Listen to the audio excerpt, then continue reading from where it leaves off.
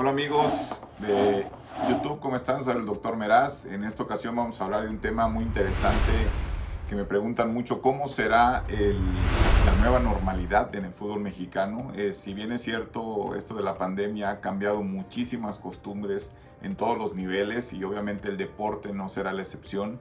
Estamos todavía en la meseta del pico más alto de la enfermedad, es decir, se suscitan cada día alrededor de 3.000 casos. El día de ayer, por ejemplo, hubieron casi 3.500. Es decir, están presentándose muchísimos casos confirmados todos los días. Y esto nos habla de que estamos todavía en el pico más alto y se conoce como la fase 3. Entonces, en este momento se supone que las únicas actividades que están permitidas son las actividades básicas en el suministro de alimentos, de construcción, de textiles, ese tipo de cosas se permiten. Hablando del fútbol mexicano, ¿cómo será la nueva normalidad en el fútbol mexicano? Eso es muy interesante porque cada país tendrá que poner sus reglas y México, obviamente, como no tenemos a alguien que nos dicte las reglas ni qué va a pasar, pero lo principal que quisiera decirles, la nueva normalidad que incluye, número uno, en los estadios van a cambiar muchísimo. Al principio, cuando se regrese a la nueva normalidad del fútbol o del deporte, los estadios van a estar completamente vacíos, o sea, todos los partidos tendrán que ser a puertas cerradas. Conforme vaya disminuyendo el número de casos, el número de contagios, el número de muertes, entonces probablemente ya empieza a haber cierta afluencia en los estadios. Ahora, si pensamos que siempre como medida básica va a quedar siempre la higiene, lavarse las manos, la sana distancia, yo ya no voy a ver en la nueva normalidad estadios llenos. ¿Por qué? Porque tienen que haber prácticamente una butaca ocupada y dos no, tanto hacia adelante como hacia atrás y hacia los lados. Entonces esto disminuirá casi un 60-70%. La afluencia a los estadios estará un 30, a lo mucho un 40% de la capacidad del estadio llena con su sana distancia, y probablemente los espacios que queden vacíos quedarán para aquellas personas que paguen por tener su silueta en el estadio, que esto sería muy buena idea porque apoyaría mucho a los clubes. Y por ejemplo, yo como aficionado, que soy aficionado de los Pumas, te puedo decir que si a mí me hablan del club y me dicen, ¿saben qué? Le queremos ofrecer su silueta en el estadio, nada más mándenos una foto y le va a costar tanto. Cuando esto de la pandemia pase, esa foto prácticamente es de usted y la puede pasar a recoger al club. Esto ayuda a reactivar un poco la economía y a que los jugadores vean por lo menos un estadio lleno. También sería muy buena idea que aparte agregaran efectos de sonido cuando cae un gol o cuando empiecen con el estadio vacío. Hay muchos programas que se le agregan efectos de sonido, en este caso el sonido o el audio de la afición y a través de las bocinas para todo el estadio. Sería algo muy interesante para los jugadores, ¿no? Cada vez que llegaran a una jugada, que se oyeran exclamaciones del público como en un mundial o como en la Champions, sería una muy buena idea y se recrearía como un mejor ambiente para el fútbol, porque de por sí ya jugar con el estadio vacío no es muy halagador, pero de todos modos, de la forma que se regrese, ya es bienvenido. En tiempos de pandemia, ya lo que te den de entretenimiento es muy importante. Y recordemos que México es un país meramente futbolero, es el deporte número uno, digamos, que existe en nuestro país. Ahora, las medidas de higiene, al llegar, al salir, durante, en cualquier momento que se pueda, lavarse las manos. La otra cosa muy importante, si no hay la manera de lavarse las manos, por lo menos ponerse gel. El caso de la prensa es muy interesante porque lo que se persigue es que haya menos gente, menos aforo a los estadios. Y aquí sería, por ejemplo, la prensa, no más de 10 personas. Las entrevistas serían obviamente con una distancia por lo menos de 2-3 metros.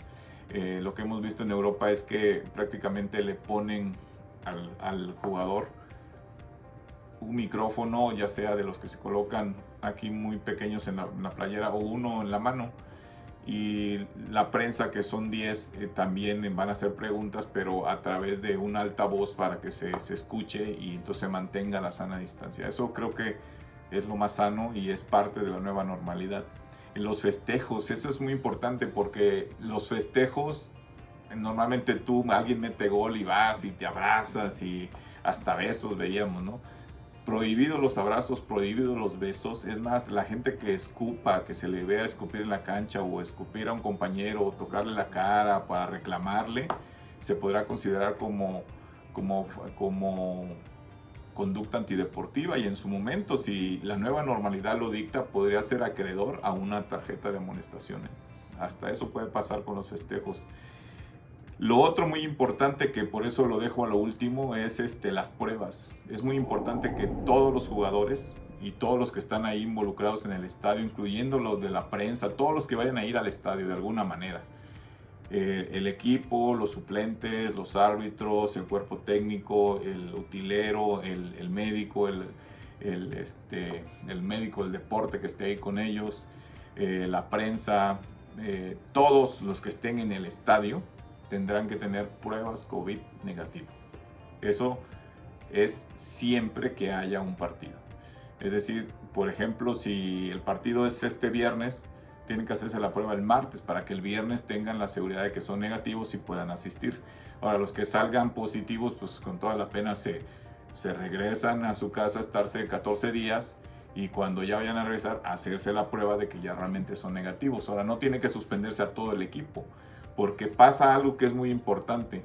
Cuando alguien sale positivo y es asintomático, se supone que su carga viral es muy baja, cuando normalmente los que tienen síntomas, la carga viral es muy alta. Entonces, yo creo que cuando tú eres un portador asintomático y tu carga viral es muy baja, no tienes por qué sacrificar a todo el equipo para que, no, salió alguien positivo, todo el equipo a su casa, no. Porque se puede inclusive tomar el riesgo de entrenar con ese tipo de jugadores que tienen carga viral baja, pero aún así no se va a tomar el riesgo. Simplemente los que salgan positivos quedan en su casa, los que no siguen jugando. Así de sencillo. Y otro punto muy importante es el que en esta nueva normalidad del fútbol mexicano se nombre a un comisionado médico de la Federación Mexicana de Fútbol. Hemos visto tanto para esta pandemia como para cuestiones de concusión cerebral, para cuestiones de formación de médicos, como normación o estandarización de manejos, de tratamiento, un desorden total en lo médico. Yo no he visto en toda esta pandemia, que ya vamos para estar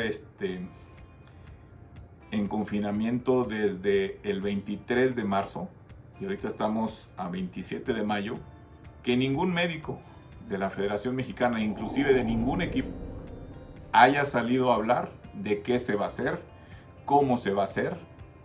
Lo único que hemos sabido es que lo único que se juntan es los dueños de los equipos, pero para eso los equipos, normalmente los médicos de los equipos no tienen a veces ni siquiera la oportunidad que le den los dueños de ir a congresos, a actualizarse, a ver qué hay nuevo, al Congreso de Medicina del Fútbol de la FIFA, por ejemplo, que yo he ido en los últimos 4 años. Yo nunca he visto a ningún médico del fútbol mexicano.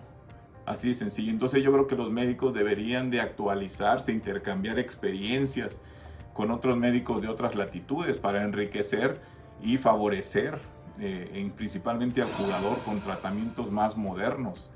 Nunca hubo un médico que les planteara a los dueños. Los dueños en cuestión médica no saben nada, absolutamente nada. Y no solamente, no bastaba con ir a preguntar al doctor Cortés cómo había que hacer las cosas. Eso no basta. Sin tener un médico que sepa, un médico que esté preocupado, un médico que esté al tanto, un médico que esté actualizado. Cosa que no hay en el fútbol mexicano. Un alto comisionado médico en la Federación Mexicana de Fútbol es muy importante. Y la prueba más grande de que esto hace falta es que Santos, Chivas y Atlas se pusieron a hacer estudios, tratar de regresar a las canchas, tratar de regresar a entrenar, nomás porque se les ocurrió a alguno que otro dueño. ¿Y saben qué? Se les olvidó lo más importante. Para pensar en eso, como lo está haciendo España, como lo hizo Alemania, como lo está haciendo Estados Unidos, se tiene que estar en la fase 4. Y para saber qué fase es, se necesita tener un conocimiento médico, pero tienen que tener una asesoría. Y por eso el comisionado médico lo dice. La FIFA tiene un comisionado médico que es el doctor Michel Dehoux, y él dijo, pues yo ya analicé la situación, y es un doctor que se actualiza, y a mí me consta, y dice, yo no veo condiciones viables para volver al fútbol, por lo menos hasta septiembre. Esa fue la postura de la FIFA. Salió su comisionado médico y lo dijo. Y esa fue la postura. ¿Cuándo vimos la postura de la Federación Mexicana de Fútbol? Nunca. ¿Por qué? Porque no hay un comisionado médico de la Federación Mexicana de Fútbol.